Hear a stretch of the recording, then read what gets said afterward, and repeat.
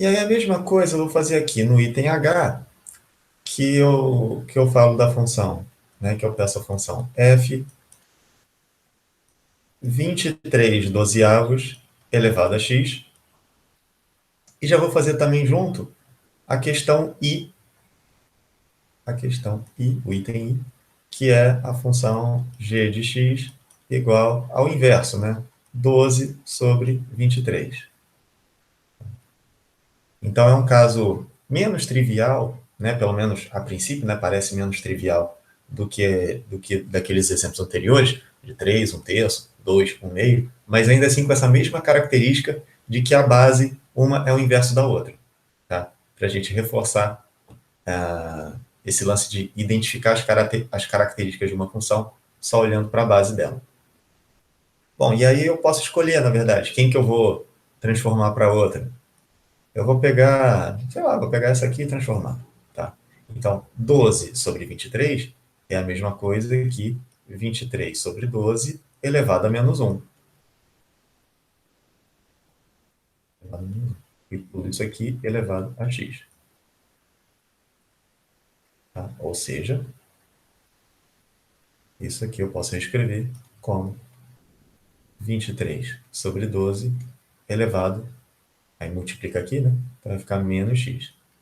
Então, de fato, olhando para a expressão da função f e da expressão da função g, vai ser aquela mesma coisa, né? É a mesma base, 23 sobre 12 elevado a x, e a outra é 23 sobre 12 elevado a menos x. Então, já sei que só vai ser aquela simetria, como se o eixo y fosse um espelho. Tá? Mas agora, então, se vai ter essa simetria, então já sei que uma vai ser crescente, outra vai ser decrescente. E aí, qual que vai ser o quê?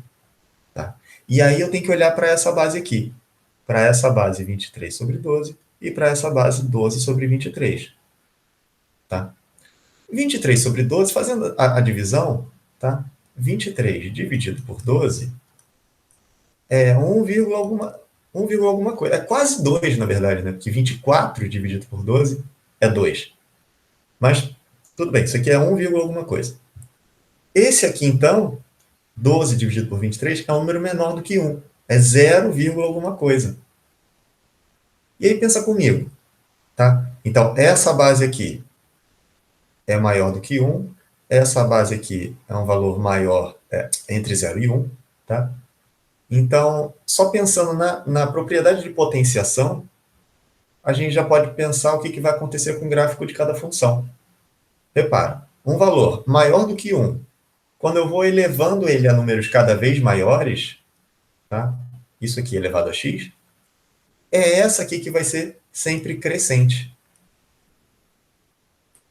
E o inverso dela, tá?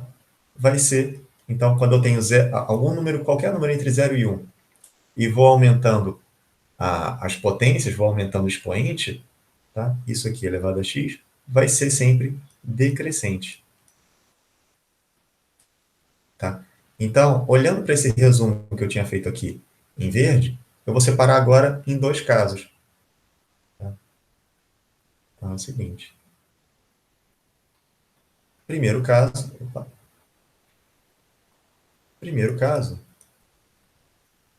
quando aquele meu azão for um número maior do que 1.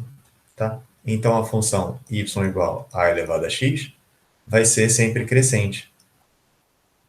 Tá? Um número maior do que 1, né? À medida que eu aumento o valor do expoente, vai sempre crescer. Tá? Eixo x, eixo y, sempre crescente. Opa, crescente. E o segundo caso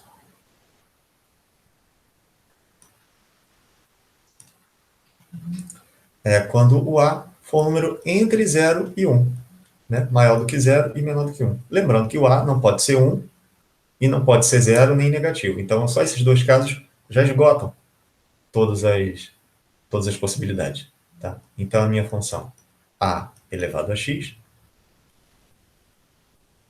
vai ser agora sempre decrescente. Vai ter sempre esse jeitão aqui.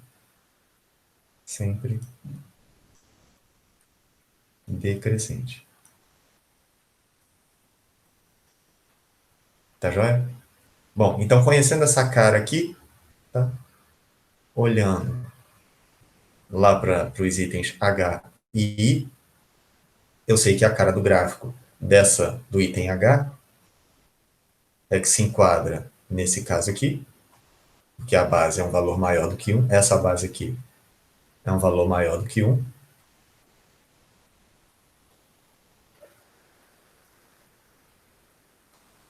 Tá? E no item I,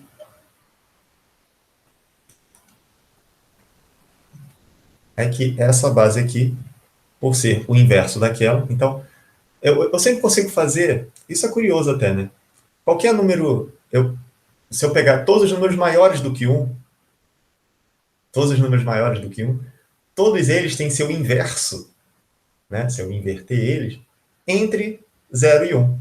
Né? Então, imagina a reta numérica, 0, 1, 2, 3, isso aqui, né? Para lá os negativos. Então, pega a partir do 1. Todos os pontinhos que estão ali vão ter o inverso dele dentro do 0, 1, né? Do intervalo entre 0 e 1. Tá? Então, por isso que eu consigo fazer essa separação entre os casos que a função é crescente e os casos que a função é decrescente, para esgotar as possibilidades. Tá? Então, esse aqui, por ser entre 0 e 1, vai ser sempre decrescente. Beleza? E as outras características se preservam. Tá? Qualquer função desse jeitão aqui, a elevado a x, tá? Com essas devidas restrições, é só separar nesses dois casos aqui, se ela é sempre crescente ou se ela é sempre decrescente. E o resto se mantém. Tá?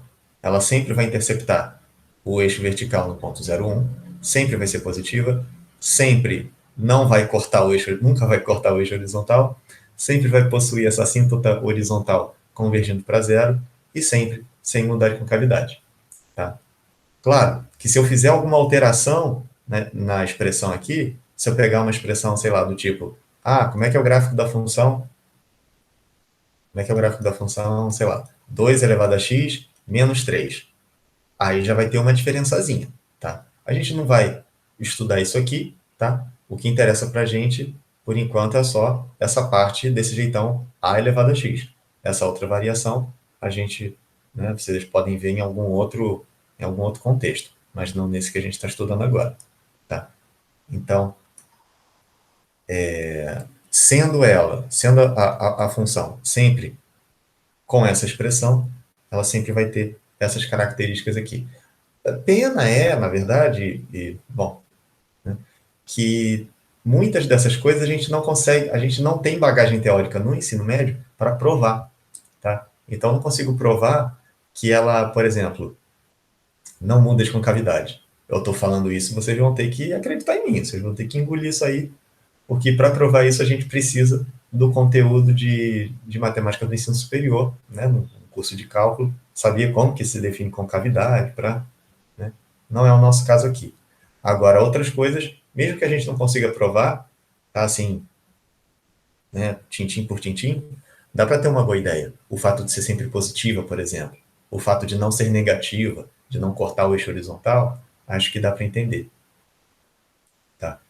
E aí, eu tinha prometido de, lá no começo, quando a gente estava resolvendo as equações exponenciais, de responder as questões, eu não lembro exatamente do enunciado, mas era algo do tipo assim, 2 elevado a x igual a, sei lá, menos 8, se eu não me engano era isso. Tá? Agora a gente tem a resposta disso aqui, tá? Porque a gente sabe como é o gráfico, as características do gráfico de uma função como essa aqui. Tá? O que a gente tem agora? A gente sabe que 2 elevado a qualquer cara jamais vai ser um valor negativo. Tá? Porque a função, essa função aqui, é sempre positiva. Tá? Ou tinha outro caso, que era, sei lá, 5 elevado a x igual a zero, ou algo parecido assim. Acho que era 3 elevado a x, mas tudo bem. É a mesma coisa. Isso aqui jamais sequer vai ser zero. Qualquer número diferente de zero elevado a qualquer que seja o número, jamais vai ser zero. Porque ou vai se encaixar aqui nesse caso, ou vai se encaixar aqui nesse outro caso. Em ambos, não encosta no zero. Isso tem a ver com uma pergunta que eu tinha feito lá na primeira atividade do capítulo, que era da meia-vida da substância Z. Não sei se vocês vão lembrar, tá? Que ela ia decrescendo, decrescendo, decrescendo, decrescendo, tá? Ficava cada vez mais próxima de zero, e eu perguntei, e aí, quando que vai ser zero? Tá? Então, aquela questão da meia-vida, ela se encaixa aqui nesse caso, desse tipo de função. Ela vai sempre decrescendo, decrescendo, decrescendo, chega cada vez mais próxima do zero, tá? Mas jamais vai ser zero. Tá? Eu sempre vou conseguir, né, teoricamente, a gente sempre consegue calcular a metade da metade da metade da metade sem chegar no zero. Tá? Então, isso ajuda a entender